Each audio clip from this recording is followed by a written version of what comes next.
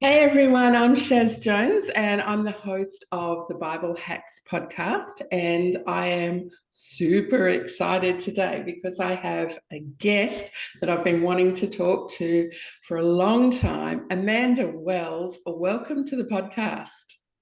Oh, thank you. I am really excited to be here. Now, I want to Thank jump straight into it. I want to talk about trade. Like, there's a you. million things I want to talk about if we have time, but trade's a biggie. So, can you define what trade is? Okay, so in the church, we've talked a lot about sowing, reaping, tithing, first fruit, giving to the poor, giving an offering, but we haven't talked about trade. And trade is kingdom, and it's been talked about in the Old Testament, but we've missed it. And there's so much in it. I think you're so right. People just haven't been talking about it. Pastors haven't been preaching it from the pulpit. I know I've missed it for decades, and I'm like, this was here all along. I didn't even see it until you introduced it to me. So, but what is trade?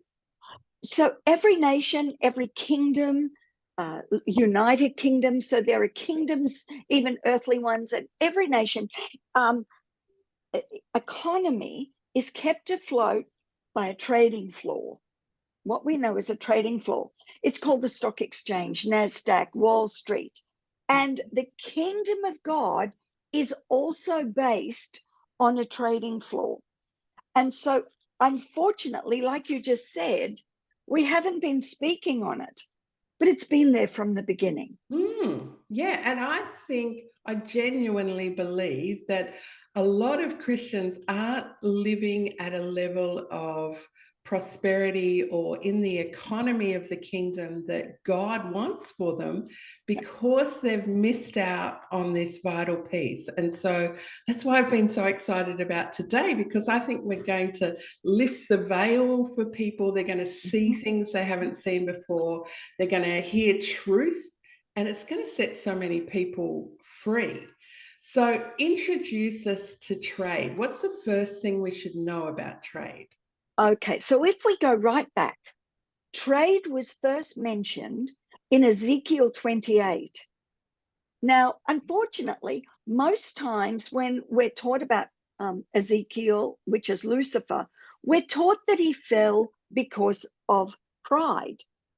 But if you read Ezekiel 28, and I'm not going to go right through it, but in two places, in verse 18 and in verse 16, it says, by the multitude of your trade have, have you been filled with violence.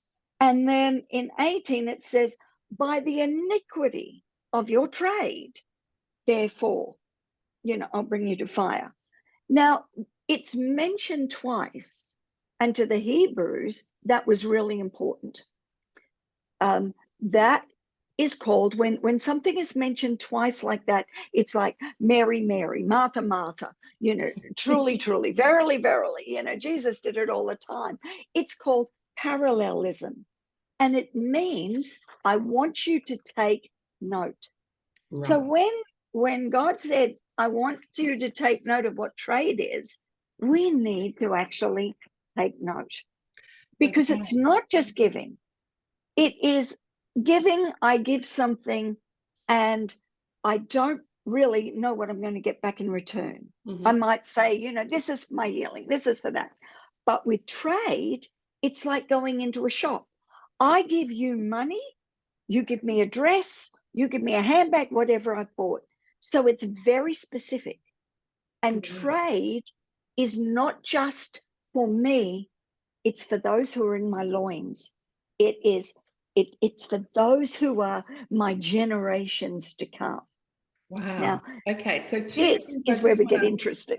Yeah, Yeah. I just want to highlight two things there. So the first one is trade is different to giving or sowing or reaping because Mhm. it's definite. You know what you're going to get in return Yeah. before you trade.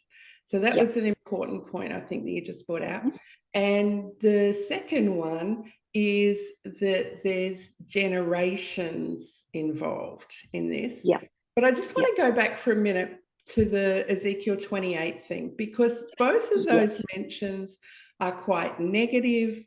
As you said, it's about Lucifer.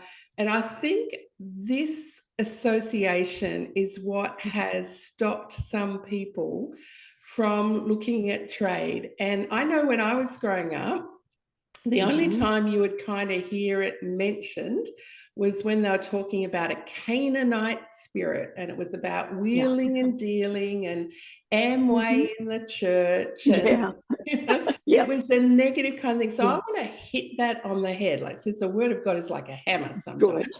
I just want to Let's smack break it. that off and up. So what can you tell us that is positive about kingdom trade that's different to this negative trade?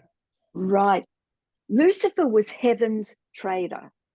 Okay. And so even though he was a fall, we know him as a fallen angel, let's go back to before he fell. And I think that is important, because Lucifer, it says, was actually over the mercy seat. He was one of the angels that was over the mercy seat. So on the mercy seat in heaven was the blood. Remember, Jesus was before the foundation of the world, Before the foundation and slain. Lucifer was over that mercy seat, and the blood has mysteries. Now, one of the mysteries is, how does red blood wash you white as snow? That's a mystery. And really, do we know? No, not really. So there is eternal mysteries. The mysteries of life are in that blood. Lucifer was over it. And so that blood would speak mysteries and hit the stones. He had 9 stones. And he would then go and trade those mysteries to the angels. That's why a third of them actually fell, because they were trading in the wrong way. We're not. We are trading for revelation. We're trading for the mysteries of God. We're trading to know what life is. What does it mean by abundant life? How do I live in that life without death? Trade, that is kingdom trading. Okay. So when I come into trading, I give not just to get, but I as in an offering, but I trade so that God, I want to know the mysteries. Okay. Now, so what does it look like? Like, I know if I give an offering, it's a very natural financial transaction. I'm sitting in church, the bucket might be passed along, or I put some money in, or I do an online transfer. It's exactly the same in terms of what it looks like from the outside as a natural financial transaction. What does trading in the kingdom look like? Trading in the kingdom is when, have you ever seen it? It used to happen. I'm not sure whether it happens in America, but here, where someone's preaching and suddenly you get this, oh my word, I get the revelation of that. And you'll see someone get $10 or something out of their pocket and run to the front and put it down at the altar. Yeah, in America. Yeah. That is trading, because they're not trading for something that's tangible, so to speak. They're trading for the revelation. Okay. I love doing that when I hear something, right? I need to trade into that, because I need to know not just the revelation, which is what we already know, but we get a light bulb on. I want to know the mystery of that. I want to know the mysteries that God has hidden from the eternal, eternity past. I want that in my life. And I've seen that happen so many times.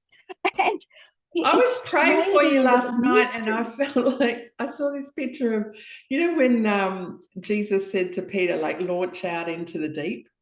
And I was on a boat, and Jesus said to me, launch out into the deep. And I was like, is it safe, Lord, to go out there? And Yeah.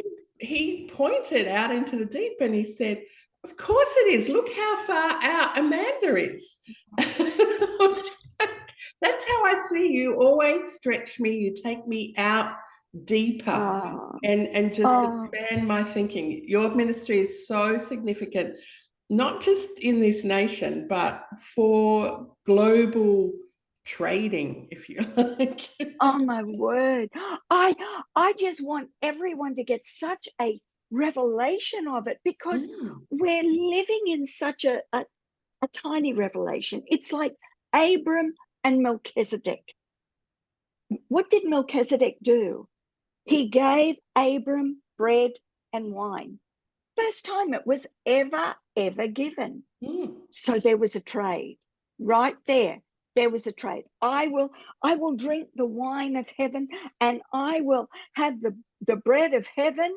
Abram says, but I want a blessing because you're the King of peace. Mm. And so then what does he do? He gives Abram a blessing of generations. When I take communion, I don't just say, oh God, forgive my sins this week and healing. Oh Lord, this is my trade. I'm taking this as a trade. Now, I want the blessing to be on my generations for 1,000 generations. I Wow. want them to be blessed financially. I want them to be blessed in healing, in every way of life. I speak it into my generations. That's awesome. So if we've got a business, so most of Mhm. the audience on this podcast are Mm. entrepreneurs or people who are in business, people Yep. who are trading. How can they apply this kingdom trading to their business? Is it just like normal trading? No, well, when they do the trade, that is normal and it's a low level. Okay. But I would start to give, whether it be finances, whatever it is, even in their when they're taking communion. And I take communion on my own. I take communion on Zoom with others. So communion is not something we have to do just on Sunday. Right. Do it. My kids do it. One does it every Friday, the other one does it every day. And so when we're starting to take it, it's like Ezekiel 28 verse 5 says, by thy great wisdom and by thy trade, thou hast increased in riches. Now, riches is the Hebrew word Chayil. It means power, wealth, wisdom, strength, honor, glory, and praise. So when you are giving, don't just say, I'm throwing my tithe in. I am giving something now for a purpose. And in that, it's got the power, the wealth, the wisdom, the strength, the honor and glory in it. And Yeah. I'm trading that, Father, right now. I'm trading this amount of money. I'm trading whatever it is. I'm trading it for the power, wealth, wisdom, strength, honor, glory, and praise of heaven. Goodness, that's I'm great. trading that right now. Yep. And so you will find it, you speak it out, like you say, I'm giving a tithe, I'm giving an offering. I am now trading with heaven, So we and I'm on connect the our mercy seat. words with I what we're. would use that word. It Excellent. could also be called a divine exchange. But Lucifer, before he fell, had all this. But we Mm. focus on how bad Lucifer was. Yes, he was. Mm. But there was something about Lucifer before he fell that was obviously good. Yeah. And so this was the thing he had. He had the trade. When you take communion, don't just take it for your healing and a sin that was forgiven. That, Take it it and, makes and, sense and have an that exchange. the whole world economy is based on trade, Yes. the whole Babylonian system, if you like, because Yeah. before Babylon was Babylon, Lucifer Yeah. had that intellectual property. He got that Yes. from heaven. So that makes Yeah. so much sense to me. I want to just talk about a couple of trades in the Bible. So I want to talk about David and Goliath.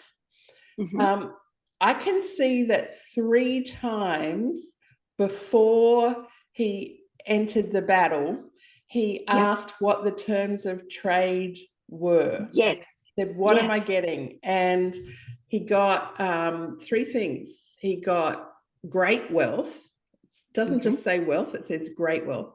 Great He wealth. got married into the royal family. He got Inheritance. a princess for his wife, and he got a tax-free status for his whole family. So that sounds like a good trade to me. Was that a good trade? And what's the difference between That was a good trade and a bad trade? Great trade. Right. That was an awesome trade, I think because so. he got inheritance, he got wealth, he got the riches, and he got the inheritance being the king's daughter. And like you said, that everything about that was good. So David knew before he went into battle, Before. come on, this is going to be a trade. Now, often we go into battle with no trade. God, what is this trade? What am I going to get in this battle? Because I'm not coming out of it just with wounds, not with scars. I'm coming out with something. And so work out with Father, what do you want? And work out what are the mysteries within this. I think that'll set a lot of people free, because I know I used to feel like sometimes I was just battling all the time. And then I had a revelation: don't fight battles that don't have rewards. And so I'd ask before, like, what am I getting out of this? Even if I won this battle, what rewards am I going to get? And most of them, it was like, not even worth fighting.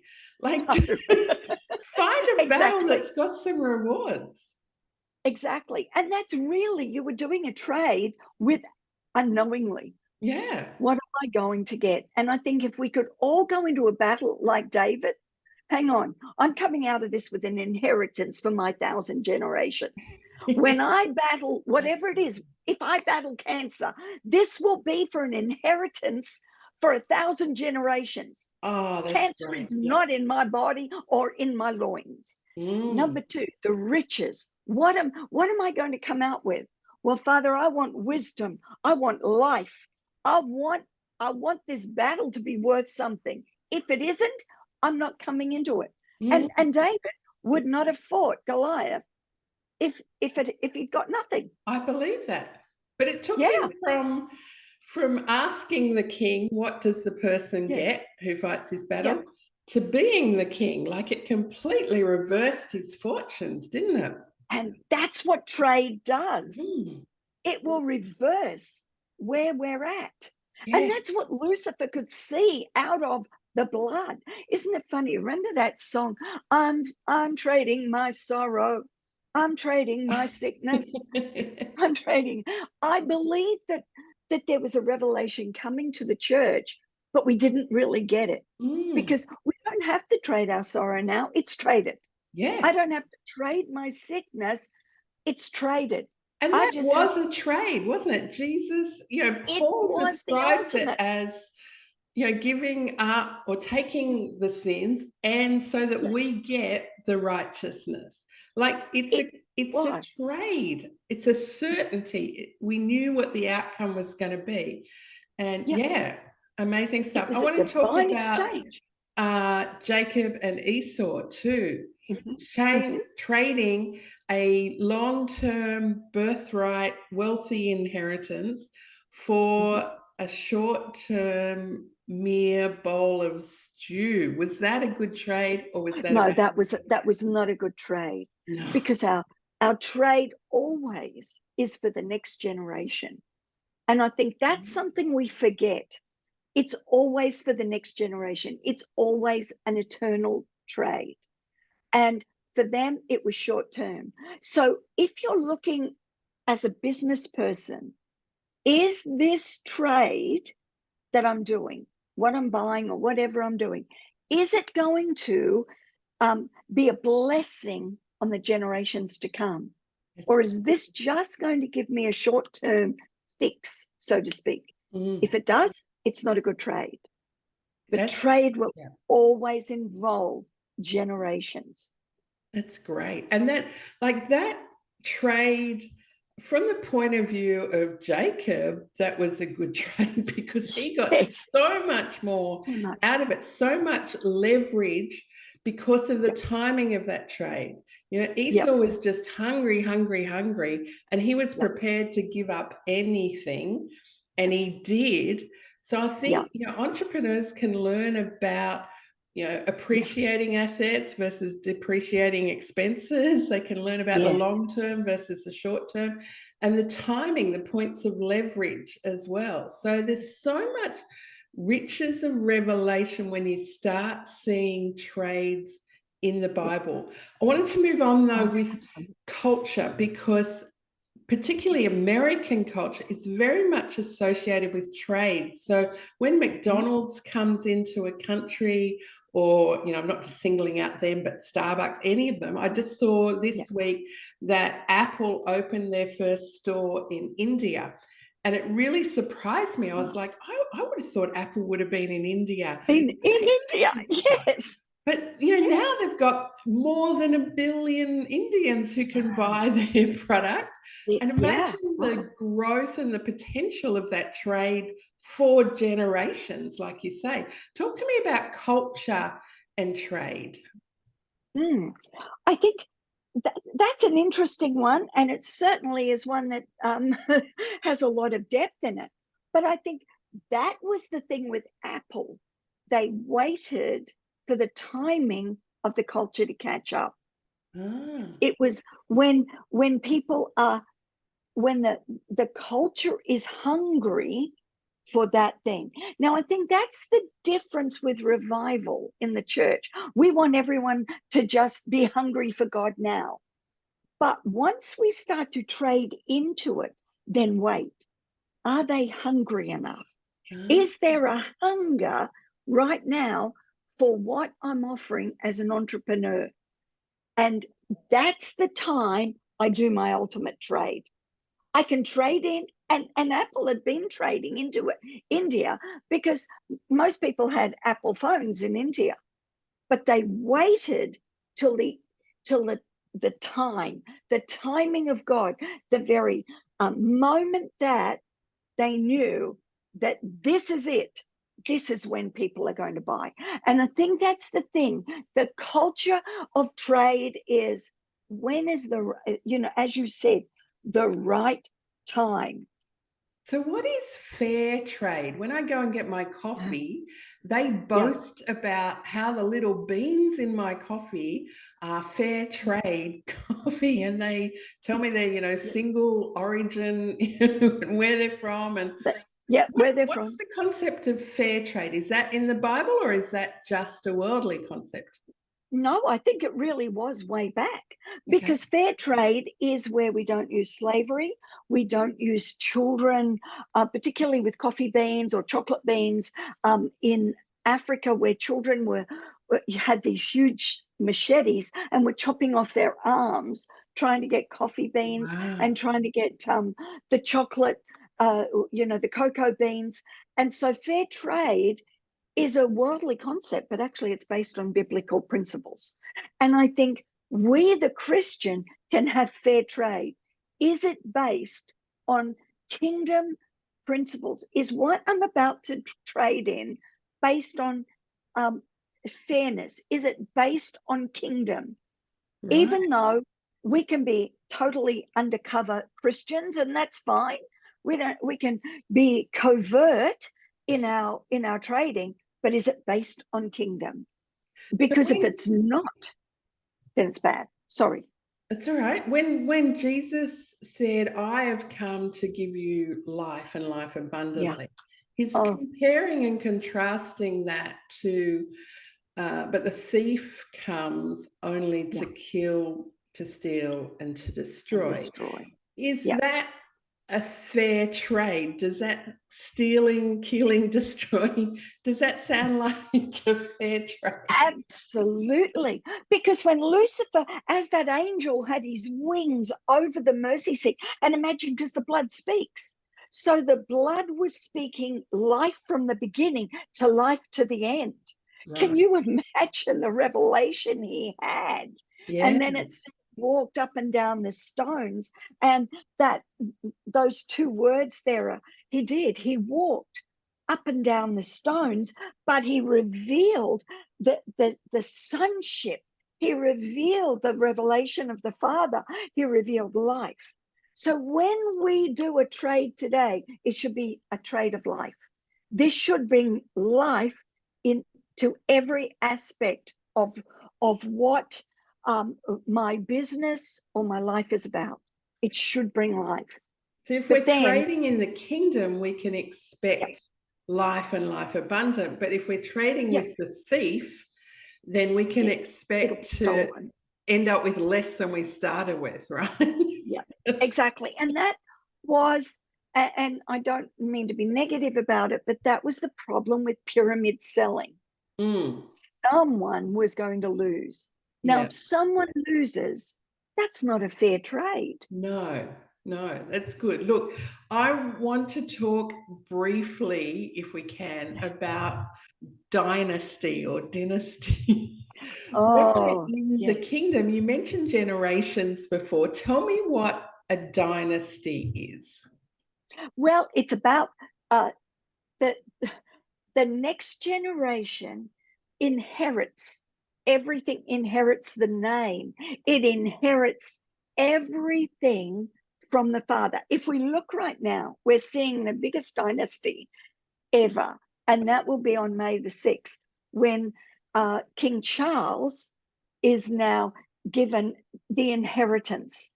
But what I loved was, with a dynasty that is living, a dynasty that is living, that is powerful, the son should gain more than even the king or the queen. Charles is inheriting more and will be wealthier than Queen Elizabeth II was. And so our family should have a dynasty. We should be passing on that wisdom, that honor, that knowledge, that the riches that we've gained. We should be passing it on to the next. David did. David passed on to Solomon. I think it was in our currency today, $8 billion. Billion, I mean, billion back then. Yeah. Can you imagine? Because he understood from a young age how to trade. And David was a trader. If you look at Queen of Sheba, she came and looked. I wonder what they actually traded. I wonder what they did as a trade. If for nothing else that we don't know, the queen actually came out and honored David. So she traded honor, and with Solomon, she traded that honor with him. And so I believe that we should be trading into our lives and the lives of our children, so that we have a dynasty that will follow us. That made me understand more about the kingdom too, when Jesus said, "It's good for you that I go." Yes. Because the Holy Spirit will come. So it's passing on the dynasty. It's not just one king. It's, the next generation and the next generation, and the next generation. And as entrepreneurs, we should be thinking not just about our prosperity, but our posterity. What are we passing on, and what are we building up to pass on to the next generation? Exactly. That was when in John 17, when Jesus said, that they may be one as we are one. And so divine union right there came out of a trade called Calvary. It wasn't just that Jesus died for our sin and our sickness and that was it, but he left us with such a beautiful divine union. We became inheritors, and we became the dynasty of the King of Kings. And so now our job, you could say, is to restore creation. It's to bring creation into their ultimate union. And it's not just, he's coming back, so we'll just leave creation to go to hell, so to speak. You know what I mean? It can just do what it likes as long as I get there. Creation is part of our dynasty. It's part of our inheritance. And so your business today, if you're a business person, is your inheritance, not just for your children, but for creation. You're there to change the whole of the earth. With that small business you have, you change the earth. You bring sonship into the earth and bring blessing to creation where you are. That's one of the differences between having a business and having a job. A job you can't pass on to your inheritance, to your generation, but a business is designed to last longer than you. And I wanted to quickly touch on, there was a verse where Jesus says, in my house, there are many mansions. And I never kind of understood that until I understood Dynasty. Like, in like the Chinese terms, I'll say the House of Ming, or in English, it's the House of Windsor. And I'm like, oh, that's talking about the whole realm of their kingdom. And that's how you can fit many mansions into one house. Exactly. And that is where he says, in my father's house, it is in my father's dynasty. It's like the House of Windsor, the House of, whatever. And it's not just a wooden house. We've looked so small. There is a mystery in that. And there are many mansions. There are many houses. There are many realms. And actually the word in Greek means the realms of the Father. And so there is so much mystery in that inheritance that I don't believe we've even tapped into yet. No, I really don't. You know what? We've actually tapped out of time. I can't believe it went so quick. But look, if people want to get in contact with you, I know it's hard to get in contact with you, and it should be, because the wealth that you have should not be allowed to be dissipated to everyone. But how do people get in contact with you if they want to? If they go right now into their chat, if they write it down right now, I've written it into the chat so that you know it. But I've got it. awells01@optusnet.com.au. So they can email you and you can tell them about that. Email me. Thank you so much for being with us, Amanda. I know that this has set people free, and I am so excited to be able to share it with the world and to hear back testimonies of what it's done for people. So thank you. Oh, thank you for having me on. It's been awesome. And I'd love to hear from people. They can contact me, and that'll be great. Wonderful. You are a blessing to get all of these subjects out. I love it. Thank you. Thank you. Thank you so much.